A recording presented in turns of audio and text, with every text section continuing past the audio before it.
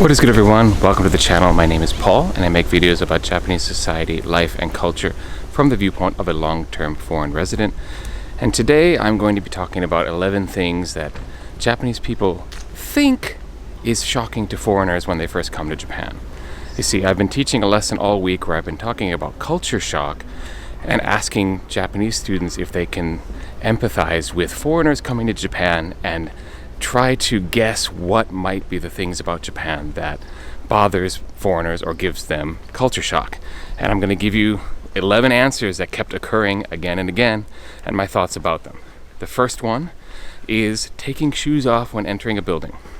Now, I don't think this shocks anyone about Japan when they first come here, especially since there are other countries where this is done, and it can often depend on, personal families, whether they allow shoes in their house or not, even in America. But I think what does surprise foreigners is the level to which the shoe thing goes. Like, the first time I joined a gym, I had no idea that I needed a special set of indoor-only gym shoes.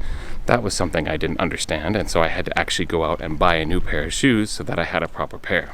The next thing that many students mentioned again and again was eating raw things. I guess the idea that sushi is strange to foreigners or something like that. I think sushi has become so famous around the world that it's not really a thing anymore, but I do feel that foreign visitors to Japan might still be surprised by things like raw horse meat, or perhaps the style of serving sashimi or fresh fish still almost like it's on the fish, not connected, but it's lying on the fish that it was cut from. And sometimes that fish is still slightly moving a bit to let you know it's super fresh. That might weird some people out. So I guess that could be shocking. The next one that students kept mentioning is one that I actually really agree with, and that is the fact that trains in Japan can be very, very crowded, but at the same time completely silent. I think that does weird out a lot of people who come to Japan, and it's certainly something that everyone notices because it's one of my reverse culture shocks whenever I go back to the States and I get on the bus at the airport and everyone's talking loudly and everyone's on their phones, and I think, oh yeah, I'm back in America. The next one that was mentioned in several classes was having only chopsticks available at various restaurants, etc. Well, I think this is true to a certain extent. With the current generation of people coming to Japan, it's not such a big deal.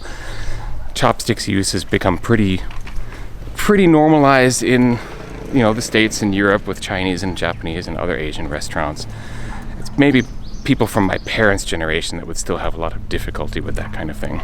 The next one wasn't mentioned a lot, but it was mentioned several times, and I think it's a good example of Japanese culture being different and being, noticeably different to foreign visitors, and that is the over-wrapping of things. Whether it's just getting an extra bag wrapped around something that you buy at a store, or all of the packaging that goes onto snacks and souvenirs and things that you might buy, Japanese sweets, etc. And I've come to understand that there's basically two reasons why this is done in Japan. First of all, packaging is important. Like, how something looks is just as important as what the item is. So, for example, if you go to Australia and you have the option of buying the chocolate that Australians actually eat, which is Cadbury, or buying some koala-shaped chocolates that are made in Indonesia, the Japanese will buy the latter because that's the souvenir chocolate. Whereas Americans, I think, will buy the former because that's what the Australians actually eat themselves, and frankly, it's better chocolate. The next one that almost every class mentioned was the slurping of noodles in Japan. The fact that when Japanese eat ramen, udon, soba, they're going to make the sound as they slurp their noodles. It's a better way to eat noodles because you're bringing oxygen into your mouth and you're getting more taste, basically, and it allows you to eat ramen, hot soba faster because you're cooling it as you do that. And I was told by a chef friend that part of the slurping thing is why Japanese people can eat noodles so quickly. They go out for lunch, have a quick bowl of noodles, get back to work, and those noodle places, which are like 5-6 seat holes in the wall in Tokyo, they can turn people over like that and actually make money. But It's one reason why ramen is expensive in places like Europe and the States, because people don't know how to heat it properly and they eat it really slowly. So table turnover is just too slow. Now, another one that was mentioned by a lot of the students was bowing, like getting used to bowing culture. And while I think that bowing is obviously not shocking about Japan, and most people come to Japan like knowing that you take shoes off before you go inside a Japanese house, they know that Japanese people bow rather than shake hands. That's not shocking.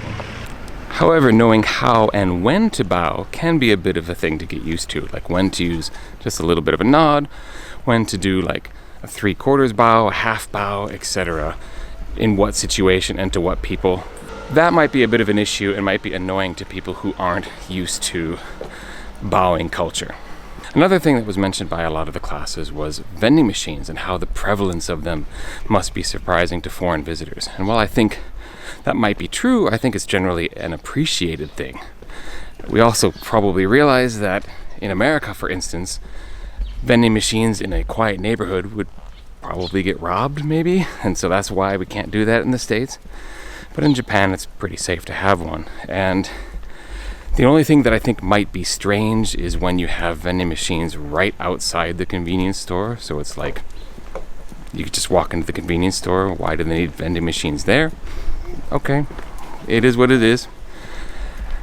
Another one that was often mentioned was tatemae.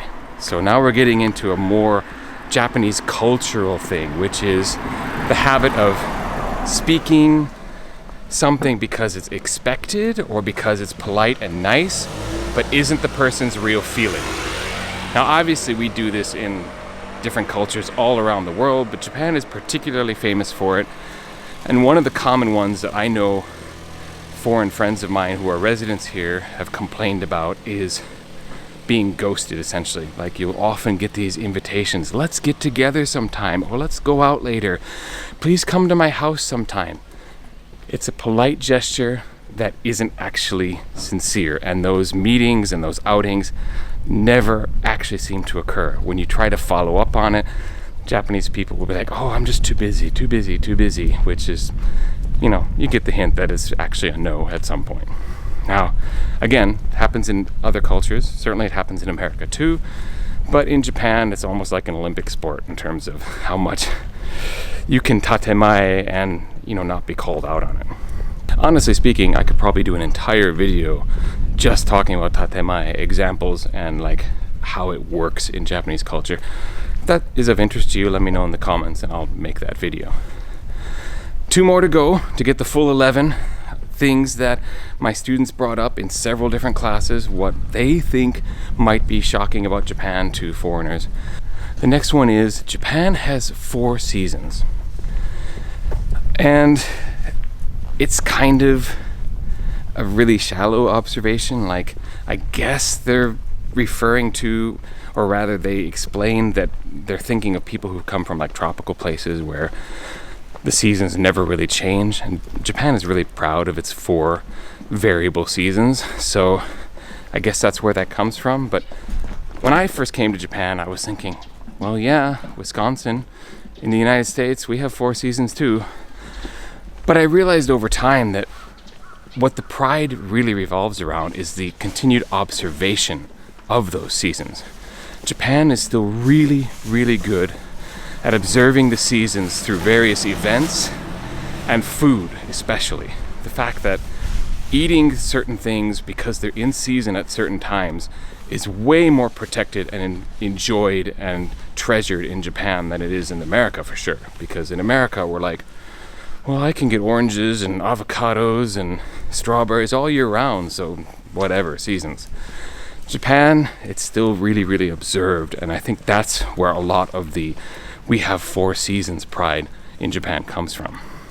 The last one that kept getting mentioned, that again, it's one of those where I come from the States and it's the same thing there. And so when I first heard this said by people, I was like, so what?